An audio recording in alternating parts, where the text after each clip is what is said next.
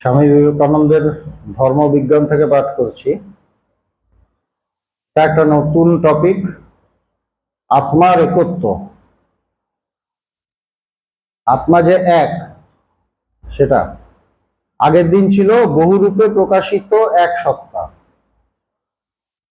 যে একটাই সত্তা বহুভাবে প্রকাশিত, বহু রূপে প্রকাশিত।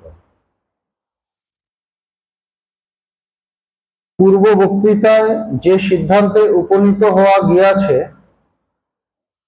তাহা দৃষ্টান্ত দ্বারা দৃঢ়তর করিবার জন্য আমি একখানি উপনিষদ হইতে কিছু পাঠ করিয়া শুনাইব।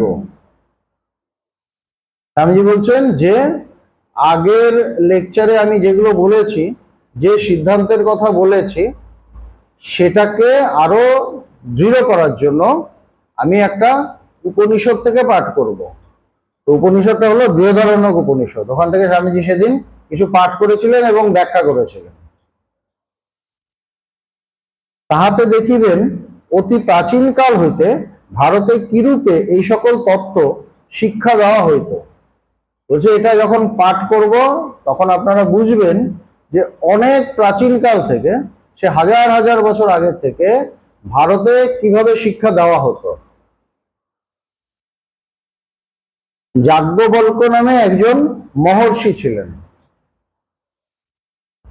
আপনারা অবশ্য জানেন ভারতে এইরূপ নিয়ম ছিল যে বয়স হইলে সকলকে সংসার ত্যাগ করিতে হইবে।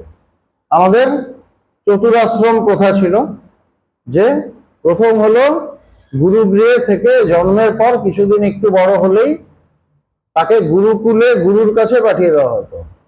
গুরু তাকে রাখতেন, গুরুমা তাকে সমস্ত সেই শিশুদের বা বাচ্চাদের সমস্ত ভাবে দেখে রাখতেন, আর যিনি গুরু তিনি তাকে পড়াতেন। এবং কি পড়াতেন? একদিকে পরাবিদ্যা, একদিকে অপরাবিদ্যা। পরাবিদ্যা মানে আধ্যাত্মিক জ্ঞান, যে আমি কে, ঈশ্বর কি, সত্য কি, এই জ্ঞান। আর অপরাবিদ্যা মানে যেটা আমি করব, আমার পেট চালানোর জন্য যেটা আমাকে করতে হবে। এই দুটো জ্ঞান সমান্তরাল ভাবে চলতো, প্যারালেলি চলতো, এই দুটো শিক্ষা চলতো। এইটা ছিল গুরুকুল প্রথা। তো প্রথম জীবন হলো ব্রহ্মচর্য। ব্রহ্মচর্য জীবনে এইগুলো হতো। এইবার তারপর হলো গার্হস্থ্য। গার্হস্থ্য মানে যারা সংসার করবেন তারা সংসার জীবনে ঢুকবেন, মানে তার বিয়ে টিয়ে করবে, স্ত্রী বাচ্চা কাচ্চা হবে, তাদের মানুষ করা, রাজ্যে কাজ করা, রাজার কাজ করা ইত্যাদি। এবার ব্রহ্মচর্য থেকে কারো যদি তীব্র বৈরাগ্য আসে, সে ডাইরেক্ট সন্ন্যাস নিয়ে নিতে পারত। বলতে যখনই তোমার বৈরাগ্য আসবে তুমি সন্ন্যাস নিতে পারো, বিরজা গ্রহণ করতে পারো, এটা বলা হতো। এবার যারা সংসার জীবনে যুক্ত সেটাকে বলতো গার্হস্থ্য আশ্রম। তারপর যখন ছেলেরা মানুষ হয়ে গেল, ওনার বয়স হলো, তখন ছিল বানপ্রস্থ আশ্রম। কোনো জঙ্গল টঙ্গলে গিয়ে, বনে গিয়ে তারা ওইভাবে আশ্রম টাশ্রমে একটা জীবন কাটাতো। সেটাকে বলছে বানপ্রস্থ আশ্রম, মানে সংসারে আর নেই। আর একদম শেষে যখন আরো বয়স হলো, বানপ্রস্থ জীবনটাও বেশ কয়েক বছর কাটিয়ে নিল, তারপর তারা সন্ন্যাস আশ্রমে প্রবেশ করত, তারা সন্ন্যাস নিত। সুতরাং যখন কারো যদি ন্যাচারাল ডেথ হতো, তারা সন্ন্যাসী হয়ে মারা যেত। এই পুরো জিনিসটা, ডিভিশনটা এইভাবে ছিল: ব্রহ্মচর্য, গার্হস্থ্য, বানপ্রস্থ, সন্ন্যাস। তো সন্ন্যাস মানে তার বিষয় শুধু ঈশ্বর, আর কিছু না। তো এখানে আমরা দেখছি যাজ্ঞবল্ক্য নামে একজন ঋষি ছিলেন। তো বলছেন যে আপনারা অবশ্য জানেন ভারতে এইরূপ নিয়ম ছিল যে বয়স হইলে সকলকেই সংসার ত্যাগ করিতে হইবে, সবাই বানপ্রস্থতে যাবেই। সুতরাং সন্ন্যাস গ্রহণের সময় উপস্থিত হইলে, তো বানপ্রস্থ হয়ে গেছিল, এবার তিনি সন্ন্যাস নেবেন। তো বানপ্রস্থ পর্যন্ত তার স্ত্রী ছিল। সংসার, গার্হস্থ্য এবং বানপ্রস্থ মানে তার স্ত্রী ছিল, দুজন স্ত্রী ছিল, মৈত্রেয়ী এবং কাত্যায়নী, দুজন স্ত্রী ছিল। তো যখন তার সন্ন্যাসের সময় হলো, তখন তিনি স্ত্রীদের বললেন, এক স্ত্রীকে বললেন, মৈত্রেয়ীকে, প্রিয় মৈত্রেয়ী, আমি সংসার ত্যাগ করিয়া চলিলাম, এই আমার যাহা কিছু অর্থ বিষয় সম্পত্তি বুঝিয়া লও। বলছে সব ব্যবস্থা করে দিচ্ছি, আমি ভাগ ভাগ করে দিচ্ছি, তোমরা দেখে নাও বিষয় সম্পত্তি। মৈত্রেয়ী বলিলেন, এবার কাত্যায়নী যে, সে হলো জাগতিক, সে পয়সা করি, টাকা পয়সা, সম্পত্তি এগুলো বোঝে, তার চোখ চকচক করে উঠলো, পয়সা করি পাচ্ছে, সম্পত্তি ইম্পর্টেন্ট জিনিস তার জন্য। মৈত্রী কি বললেন, উনি বললেন, ভগবান, ধনরত্নে পূর্ণা সমুদয় পৃথিবী যদি আমার হয়, তাহা হইলে কি আমি তাহা দ্বারা অমৃতত্ব লাভ করিব? বলছে আপনি তো আমাকে টাকা পয়সা সম্পত্তি ধনরত্ন দিচ্ছেন, বলছে সারা পৃথিবী ধনরত্ন পরিপূর্ণ পৃথিবী যদি আমার হয়, সেটা দিয়ে কি আমি অমৃতত্ব লাভ করব?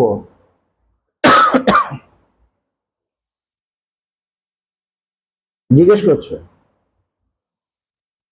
যাজ্ঞবল্ক্য বলিলেন, না, তাহা হইতে পারে না। ধনী লোকেরা যেরূপ জীবন ধারণ করে, তোমার জীবনও সেইরূপ হইবে। বলছে না, সেটা হবে না। ধনীরা যেরকম হয় তোমার জীবন সেরকম হবে। আম্বানি টাম্বানি যারা যারা আছে, বিরাট বিরাট ধনী, তোমার জীবন সেরকম হবে, এর থেকে বেশি কিছু না। কারণ ধনের দ্বারা কখনো অমৃতত্ব লাভ করা যায় না। স্ট্রেট কথা, ওনারও স্ট্রেট প্রশ্ন, এদিক ওদিক নেই। আমরা সোজা কথা বলতে পারি না। আমাদের সমস্যা কি, আমরা সোজা ভাবে কথা বলতে পারি না। ভগবানকে দেখেছি সোজা ভাবে কথা বলতেন, ঠাকুরকে দেখেছি সোজা কথা বলতেন, স্বামীজি সোজা স্ট্রেট কথা বলতেন। আমরা পারি না, আমরা এদিক ওদিক করি। কিন্তু প্রশ্নগুলো ডিরেক্ট, উত্তরগুলো ডিরেক্ট না। বলছে সারা ধনরত্ন পরিপূর্ণ পৃথিবী যদি আমার হয়, আমি কি অমৃতত্ব পাবো? বলছে না, আমাদের কাছে আমরা পাগল হয়ে যাব। আমরা একটা জমি, আমি যদি জানি আমার আরেকটা জমি আছে, তাহলেই তো আমি নাচি দেরি দেরি করে। বা 1 ফুট জমি যদি কাউকে দিয়ে দিতে হয়, তার জন্য আমার প্রাণ ফেটে যায় যে ও আমার 1 ফুট জমি নিয়ে নিয়েছে। কিন্তু প্রশ্নটা কি বলছেন, যে সারা পৃথিবী যদি আমি পেয়ে যাই, পৃথিবীর অধীশ্বর যদি হই, তাহলে কি আমার হবে অমৃতত্ব? বলছে না। মৈত্রী বললেন, যাহা দ্বারা আমি অমৃতত্ব লাভ করিতে পারি, তাহা লাভ করিবার জন্য আমাকে কি করিতে হবে? বলছে তাহলে আমাকে কি করতে হবে?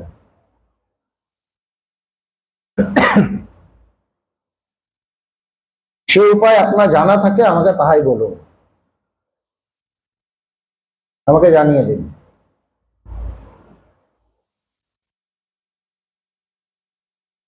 জলটা ঠিক আছে, ঠিক আছে।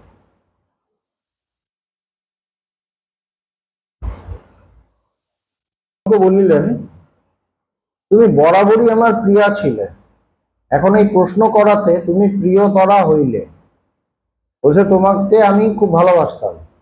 কেন ভালোবাসতাম? তোমার রূপের জন্য, তোমার গুণের জন্য নয়, তোমার জাগতিক কি গুণ আছে সেটার জন্য নয়, কিন্তু তোমার এই যে ভেতরে এই মুমুক্ষুত্বটা আছে তার জন্য। কিন্তু এই যে প্রশ্নটা করেছো, আমার এই ভালোবাসাটা আরো বেড়ে গেছে। তোমার মধ্যে আমি সম্ভাবনা দেখেছিলাম। কেন, তিনি একজন গুরু, গুরু পদবাচ্য ঋষি যাজ্ঞবল্ক্য, বিরাট বিরাট মহাপুরুষ। তিনি বলছেন তোমার মধ্যে আমি জানতাম সম্ভাবনাটা আছে, কিন্তু এখন তুমি আরো বেশি প্রিয় হলে। এসো, আসন গ্রহণ করো, আমি তোমাকে তোমার জিজ্ঞাসিত তত্ত্ব ব্যাখ্যা করিব। বলছে আমি তোমাকে তোমার জিজ্ঞাসিত, তুমি যেটা জিজ্ঞেস করছো সেটা আমি ব্যাখ্যা করব, তোমার কথায় আমি উত্তর দেবো ডাইরেক্ট। তুমি উহা শুনিয়া ধ্যান করিতে থাকো। কেননা যেটা বলবো সেটা জ্ঞানের কথা, সেটা বুঝতে গেলে কি করতে হবে? ধ্যান ধারণা করতে হবে। সুতরাং তুমি শুনে ধ্যান করো। যাজ্ঞবল্ক্য বলিতে লাগিলেন।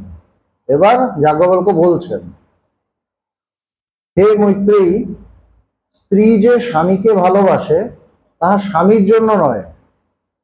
স্ত্রী যে স্বামীকে ভালোবাসে, এখানে বেশিরভাগই স্ত্রী, সবাই স্বামীকে ভালোবাসে, কিন্তু বলছে সেটা স্বামীর জন্য না, যে স্বামী খুব ভালো তার জন্য না। কিসের জন্য বলছে? কিন্তু আত্মার জন্যই স্ত্রী স্বামীকে ভালোবাসে, তার নিজের জন্য ভালোবাসে, স্বামীর জন্য না। যেখানে তার নিজের স্বার্থটা পূরণ হয়, দেখছে যে না স্বামী আমাকে ভালোভাবে রাখছে, আমাকে খাওয়াচ্ছে পড়াচ্ছে, আমার যেটা দরকার মোটামুটি দিচ্ছে, সেই জন্য ভালোবাসে। প্র্যাকটিক্যাল। এই যে এত ডিভোর্স হয় কেন হয়? যখনই দেখে তার স্বার্থ পূরণ হচ্ছে না, তখনই আলাদা হয়ে যায় দুজন। এটা দুই পক্ষে একই। আত্মার জন্য স্ত্রী স্বামীকে ভালোবাসে। আত্মার জন্যই যদি স্ত্রী স্বামীকে ভালোবাসে, এটা তো বোঝে না। যদি বুঝতো তাহলে আলাদা করে তার স্বামীর দরকার হতো না বা স্ত্রীরও দরকার হতো না। কারণ সে আত্মাকে ভালোবাসিয়া থাকে, কেননা সে প্রত্যেকেই নিজেকে ভালোবাসে, আত্মাকে ভালোবাসে। আমরা প্রত্যেকে সব থেকে বেশি নিজেকে ভালোবাসি। তো এই যে নিজেকে ভালোবাসি, এই যে আমি, আমার সাথে যার সম্পর্কটা হয়, যেখানে আমার আমিত্বের প্রকাশটা দেখি, আমি তাকে ভালোবাসি। এ খুব প্র্যাকটিক্যাল কথা। আমার একজনের সাথে বন্ধুত্ব কিভাবে হলো? না, দুজনে মনের খুব মিল আছে। তার মানেটা কি দাঁড়াচ্ছে? মনের মিল আছে দেখেই আমি তাকে ভালোবাসছি। মানে আমি আসল কথা, বেসিক্যালি আমি আমাকে সব থেকে বেশি ভালোবাসি। আমি আমাকে সব থেকে বেশি ভালোবাসি, এবং ওকে ভালোবাসলে আমার প্রতি যে ভালোবাসা, ওইটা আরেকটু ভালো, মানে ওই ফিলিং, ওই ফিলটা আসে। নিজের প্রতি ভালোবাসার প্রকাশটা আরেকটু বেশি হয়। সেই জন্য আমি ওকে ভালোবাসি। ওকে যে ভালোবাসি, ওর জন্য ভালোবাসি না, নিজের জন্যই ভালোবাসি। বোঝা যাচ্ছে কথাটা? বোঝা গেল কথাটা? আমরা আমাদের মনের মতো লোক চাই, তো মনের মতো লোক চাই। এই যে যখন একজনকে বিয়ে করে, তখন বলে আমি আমার প্রাণের মানুষ খুঁজে পেয়েছি, এরকম বলে কিনা? তার মানে কি? প্রাণের মানুষ, মনের মানুষ খুঁজে পেয়েছি। তার মানে মনটা আমার মনের মতো একজন। তার মানে আমি তাকে যে ভালোবাসি, আসল বেসিক ভালোবাসাটা আমার নিজের মনকে বা নিজেকে, এটার সাথে যে রিলেশন ভালো হচ্ছে তাকে আমি ভালোবাসছি, মানে তার মধ্যে আমি নিজেকে খুঁজে পাচ্ছি একটু। সুতরাং বলছে মানুষ যে একটা স্ত্রী তার স্বামীকে ভালোবাসে স্ত্রীর জন্য না, আত্মার জন্য, বা স্বামীর জন্য না, আত্মার জন্য ভালোবাসে। বা স্বামী স্ত্রীকে ভালোবাসে, আত্মার জন্য স্ত্রীকে ভালোবাসে। একদম প্র্যাকটিক্যাল কথা। কারণ সে আত্মাকে ভালোবাসিয়া থাকে। আত্মাকে ভালোবাসে কেন? সে নিজেকে ভালোবাসে কেন? কেন নিজে সে ভালোবাসার স্বরূপ। সে নিজে ভালোবাসার স্বরূপ। এখানে নিজেকে নিজে ভালোবাসাটাই আছে। আত্মার মধ্যে কি আছে? নিজেকে নিজে ভালোবাসাটাই আছে।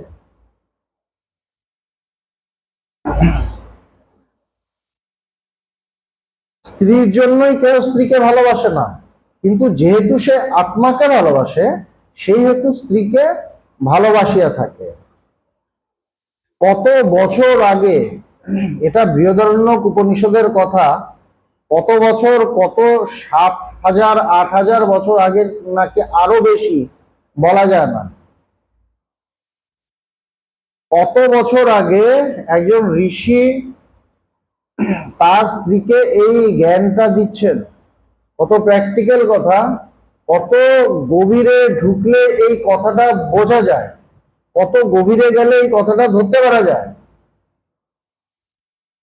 সন্তানগণকে কেহ তাহাদের জন্যই ভালোবাসে না, কিন্তু যেহেতু সে আত্মাকে ভালোবাসে, সেই হেতুই সন্তানগণকে ভালোবাসিয়া থাকে।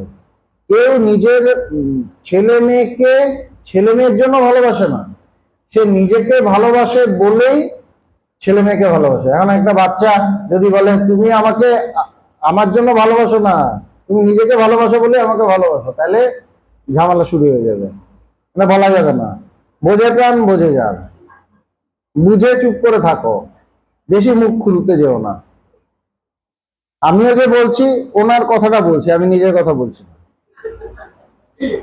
অর্থকে কেহ অর্থের জন্যই ভালোবাসে না, কিন্তু যেহেতু সে আত্মাকে ভালোবাসে সেই হেতু অর্থ ভালোবাসিয়ে থাকে। প্রতিটা জায়গায় যে কোনো ভালোবাসার ক্ষেত্রে একই কথা। ব্রাহ্মণকে যে লোকে ভালোবাসে তাহা সেই ব্রাহ্মণের জন্য নয়, কিন্তু আত্মাকে ভালোবাসে বলিয়াই লোকে ব্রাহ্মণকে ভালোবাসিয়া থাকে, আত্মাকে ভালোবাসে বলে। ক্ষত্রিয়কেও লোকে ক্ষত্রিয়ের জন্য ভালোবাসে না, আত্মাকে ভালোবাসে বলিয়াই লোকে ক্ষত্রিয়কে ভালোবাসিয়া থাকে। এই জগৎকেও লোকে যে ভালোবাসে তাহা জগতের জন্য নয়, কিন্তু যেহেতু সে আত্মাকে ভালোবাসে তাই সেই হেতু জগৎ তাহার প্রিয়। দেবগণকে যে লোকে ভালোবাসে তাহা সেই দেবগণের জন্য নয়, কিন্তু যেহেতু সে আত্মাকে ভালোবাসে সেহেতু দেবগণও তাহার প্রিয়। কৃষ্ণ আমার ভীষণ প্রিয়, বলছে কৃষ্ণ তোমার প্রিয় না, তোমার আত্মাই তোমার সব থেকে প্রিয়। প্র্যাকটিক্যাল কথা এটা। অধিক কি, কোন বস্তুকে যে লোকে ভালোবাসে তাহা সেই বস্তুর জন্য নয়, কিন্তু তাহার যে আত্মা বিদ্যমান তার জন্য সে ওই বস্তুকে ভালোবাসে। অতএব এবার কি করতে হবে? বুঝলাম আপনি এটা বললেন, এবার আমাকে কি করতে হবে? এটা বুঝলাম যে আত্মার জন্যই আমি আপনাকে ভালোবাসি বা আমার বন্ধুকে ভালোবাসি। এবার কি করতে হবে? অতএব এই আত্মা সম্বন্ধে শ্রবণ করিতে হইবে, বলছে সেই আত্মার কথা শুনতে হবে। অতএব আত্মার কথা শুনতে হবে, তারপর মনন অর্থাৎ বিচার করিতে হইবে। শ্রবণ মনন নিদিধ্যাসন, তারপর নিদিধ্যাসন অর্থাৎ উহা ধ্যান করিতে হইবে। হে মৈত্রেয়ী, আত্মার শ্রবণ, আত্মার দর্শন, আত্মার সাক্ষাৎকার দ্বারা এই সবই জ্ঞাত হয়। হচ্ছে শ্রবণ, দর্শন এবং সাক্ষাৎকার মানে সেই অনুভব হলে এই যেগুলো বললাম এইগুলো ঠিক ভাবে বুঝবে, এই সবই জ্ঞাত হয়। তার মানে শুনে পুরোটা জ্ঞাত হবে না, তোমাকে এটা বিচার করতে হবে, ধ্যান করতে হবে, সমাধিস্থ হতে হবে। অনুভবে পৌঁছালে এই যে কথাগুলো ভীষণ পরিষ্কার হয়ে যাবে, না হলে একটু অপরিষ্কার থাকবে। এই উপদেশের তাৎপর্য কি? বলছে এই যে উপদেশটা দেওয়া হয়েছে এর মানেটা কি? এক অদ্ভুত রকমের দর্শন। এটা শুনে সবাই অবাক হয়ে যাবে, সাংঘাতিক কথা। এরকম কথা উপনিষদে হাজার হাজার বছর আগে এইরকম কথা উপনিষদে বলা আছে। 50 বছর আগের বইগুলো পড়তে ইচ্ছে করে না, কেমন ভাষা টাষা অন্যরকম, সবকিছু অন্যরকম। কিন্তু কত হাজার বছর আগে তারা কোন লেভেলে পৌঁছেছিলেন যে আমি পড়লে কিছু বুঝি না, মানে আমি সেই লেভেলে পৌঁছাইনি। আমরা জগৎ বলিতে যাহা কিছু বুঝি সকলের ভিতর দিয়েই আত্মা প্রকাশ পাইতেছে। আগের দিন যে কথাটা ছিল বহুরূপে প্রকাশিত এক সত্তা। তো বলছে জগৎ বলতে যেটা বুঝি এই সমস্ত কিছুর মধ্যে দিয়ে আত্মাই প্রকাশ পাচ্ছে, আত্মারই প্রকাশ। লোকে বলিয়া থাকে সর্বপ্রকার প্রেমই স্বার্থপরতা। স্বার্থপরতার যতদূর নিম্নতম অর্থ হইতে পারে সেই অর্থে সকল প্রেমই স্বার্থপরতা প্রসূত।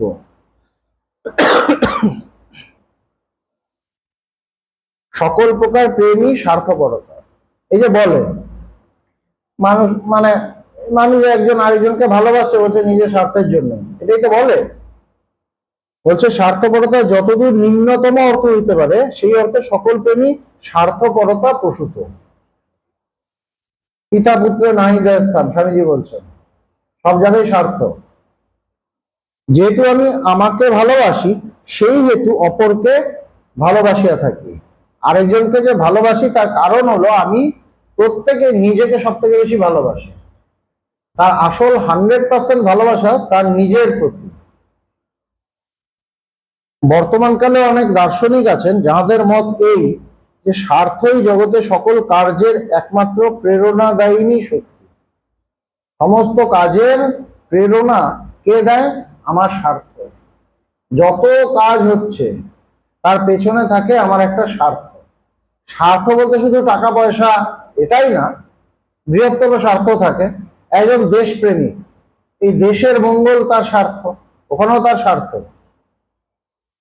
এ কথা এক হিসাবে সত্য, আবার অন্য হিসাবে ভুল। আমাদের এই আমি সেই প্রকৃত আমি বা আত্মার ছায়া মাত্র, যিনি আমাদের পশ্চাতে রহিয়াছে। বলছে এই যে সবই স্বার্থ প্রসূত, এই কথাটা একদিক দিয়ে চিন্তা করলে সত্য, আরেক দিক দিয়ে চিন্তা করলে ভুল।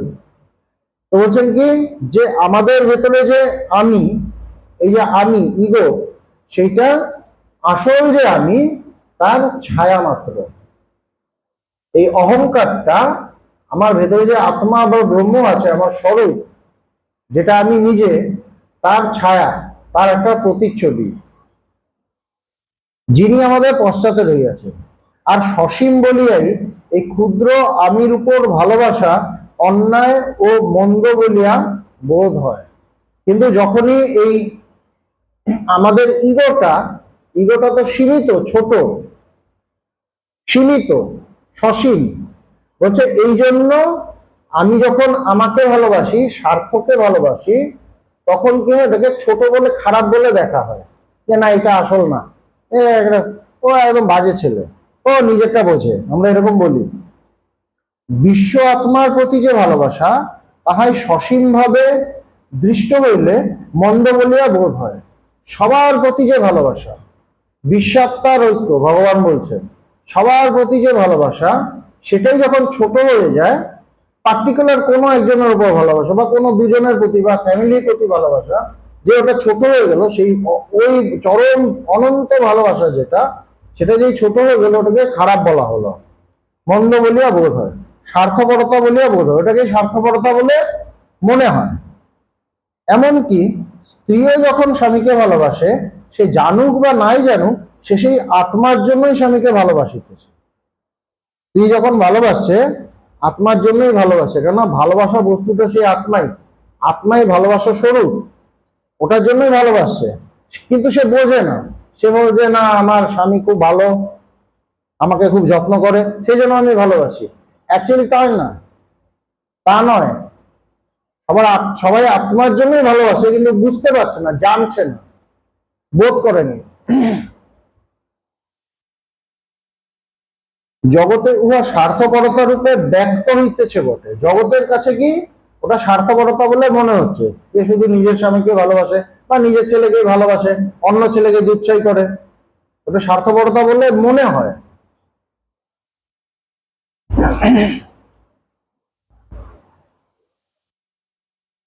জগতে উহা স্বার্থপরতা রূপে ব্যক্ত হইতেছে বটে, কিন্তু প্রকৃতপক্ষে উহা আত্মপরতা বা আত্মভাবেরই ক্ষুদ্র অংশ। ভালোবাসাটা সেই বিশ্বাত্মার ঐক্যের যে ভালোবাসা, সেই পরম ভালোবাসার এক টুকরো ভালোবাসা, ওইটাই লিমিটেড হয়ে, ছোট হয়ে, ওটা স্বার্থপরতা হয়ে গেছে। যেটা আত্মপরতা, যে সবাই আত্মা, ওইটা থেকে একত্ব বোধে যে ভালোবাসা, ওইটাই যখন অজ্ঞানের দ্বারা আচ্ছাদিত থাকে, যখন ওর মধ্যে জ্ঞানের ব্যাপারটা থাকে না, তখন কি হয়, ওটা ছোট হয়ে যায়, সরু হয়ে যায়, লিমিটেড হয়ে যায়। তখন সেটাকেই স্বার্থপরতা বলা হয়। আত্মপরতা থেকে ওটা ছোট হয়ে স্বার্থপরতা হয়ে যায়। যখনই কেউ কিছু ভালোবাসে, তাহাকে সে আত্মার মধ্য দিয়েই ভালোবাসিতে হয়, তাকে আত্মার ভেতর দিয়ে ভালোবাসতে হয়। এটাকে ছাপিয়ে সে যেতে পারে না, আত্মা থাকতেই হবে, আমাদের ভেতরে সেই আত্মা থাকতেই হবে। এই আত্মাকে জানিতে হইবে। এতক্ষণ যেটা বললেন তিনি, এই যে সবকিছু ভালোবাসা, আমাদের প্রত্যেকের ভেতরে ভালোবাসা আছে, জগতের প্রতি, নিজের কাজের প্রতি, নিজের ফ্যামিলির প্রতি, ইভেন দেশের প্রতি, বা আমার কোনো জাতের প্রতি, আমার ধর্মের লোকের প্রতি, সবকিছুর প্রতি ভালোবাসা নিয়েই আমরা চলি। কিন্তু যেহেতু আমি আত্মাকে জানি না, সাথে ভালোবাসাটা ছোট হয়ে যাচ্ছে। এবার কাজ কি? কাজ হলো সেই আত্মাকে জানতে হবে। জানতে হবে মানে অনুভব করতে হবে। শাস্ত্র পড়ে জানা যায়, ওটা পরোক্ষ জ্ঞান। বলছে অপরোক্ষ জ্ঞান লাভ করতে হবে, প্রত্যক্ষ জ্ঞান লাভ করতে হবে, অনুভব করতে হবে। এই আত্মাকে জানিতে হবে। যারা আত্মার স্বরূপ না জানিয়া উহাকে ভালোবাসে, তাহাদের ভালোবাসাই স্বার্থপরতা। আত্মাকে না জেনে যে ভালোবাসাটা হয় সেটাই স্বার্থপরতা। সেই জন্য ভগবান কি বলছেন, জ্ঞানের গভীরে আসে প্রেম। জ্ঞানের গভীরে আসে প্রেম। জ্ঞানের গভীরে যখন সমস্ত ব্যারিকেড ভেঙে গেল, সসীমতা ভেঙে গেল, তখনই আসে প্রেম। প্রেম মানে সর্বভূতে ভালোবাসা।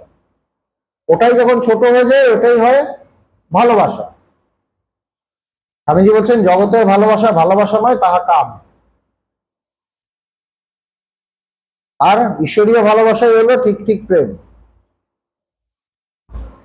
যাহারা আত্মাকে জানিয়া উহাকে ভালোবাসেন তাহাদের ভালোবাসায় কোনরূপ বন্ধন নাই। আত্মাকে ভালো জেনে যে ভালোবাসে, ভালোবাসা সবার মধ্যেই আছে, কিন্তু জ্ঞানটা সবার মধ্যে থাকে না।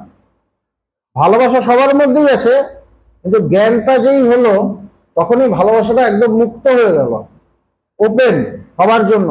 ভগবানের মহাভাব হচ্ছে, ভগবান গুরুমাকে বলছেন দরজা টরজা ভালো করে খিল দিয়ে রাখো, আমি ভেঙে বেরিয়ে যাবো মানুষের মধ্যে।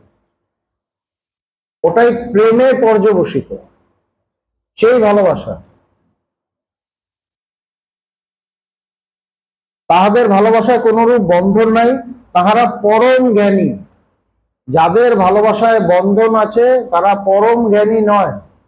যাদের ভালোবাসায় কোনো বন্ধন নেই, সবার প্রতি সমান ভালোবাসা, তারা পরম জ্ঞানী।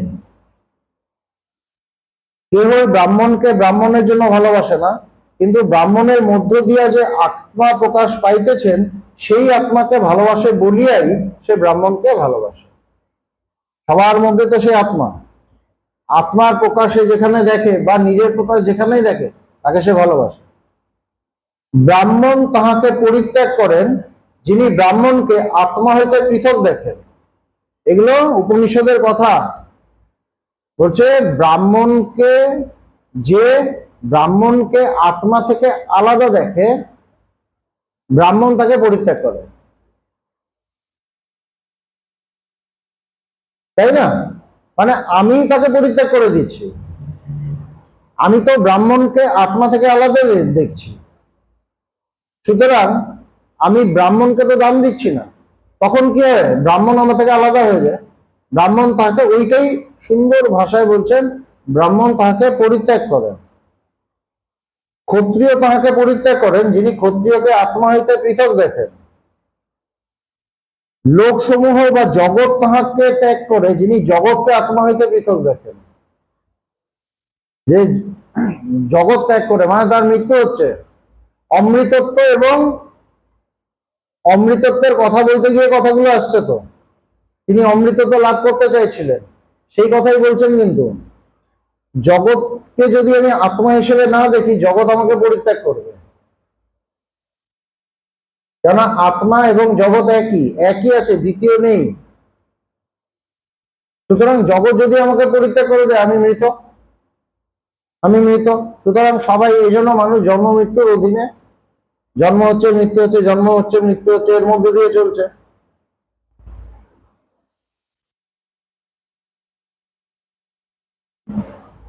সকল বস্তুই তাহাকে পরিত্যাগ করে যিনি তাহাদিওকে আত্মা হইতে পৃথক রূপে দর্শন করেন। সকল বস্তু তাকে পরিত্যাগ করে যিনি পৃথক রূপে দর্শন করেন। এই ব্রাহ্মণ, এই ক্ষত্রিয়, এই লোকসমূহ, এই দেবগণ, এমনকি যাহা কিছু জগতে আছে সবই আত্মা। বলছে জগতে যা আছে সবই সেই আত্মা। এইটাই হলো মূল কথা। এইবার কথা হলো আত্মাকে আমার জানতে হবে, অনুভব করতে হবে, এটাই আসলে। তিনি বলে দিলেন সবকিছুই সে আত্মা, কোনো কিছুকে আমি আত্মা থেকে আলাদা ভাবতে পারি না, আলাদা হিসেবে দেখতে পারি না। যদি দেখি আমার অজ্ঞানতার জন্য, আর যেখানেই আমার অজ্ঞানতা সেই বস্তু আমার থেকে বিচ্ছিন্ন, আলাদা। সেই বস্তু আমাকে পরিত্যাগ করবে, সে নিজের লোকজন হোক, সে বাইরের লোকজন হোক, কি এই বিশ্ব ব্রহ্মাণ্ড হোক, আমাকে সবকিছু সেই আত্মরূপেই দেখতে হবে। সেটার জন্যই এই সাধনা, এবং এটার জন্যই বলছেন আত্মাবহারে দ্রষ্টব্য, শ্রোতব্য, মন্তব্য, নিদিধ্যাসিতব্য মৈত্রী। এই মুহূর্তেই এই আত্মাকেই দর্শন করতে হবে, এই আত্মা সম্পর্কে শ্রবণ করতে হবে, আত্মা সম্পর্কে ধ্যান মনন করতে হবে এবং আত্মা সম্পর্কে নিদিধ্যাসনে যেতে হবে। কেন বলছেন? নিদিধ্যাসনে গভীরে গেলেই তার অনুভব। এটাই মূল কথা। সেই আজ থেকে হাজার হাজার বছর আগে একজন ঋষি তার স্ত্রীকে এই উপদেশগুলো দিচ্ছেন। সেই একই উপদেশ এখনো দেওয়া হচ্ছে। স্বামীজি বলছেন, ভগবান বলছেন, সবাই বলছে।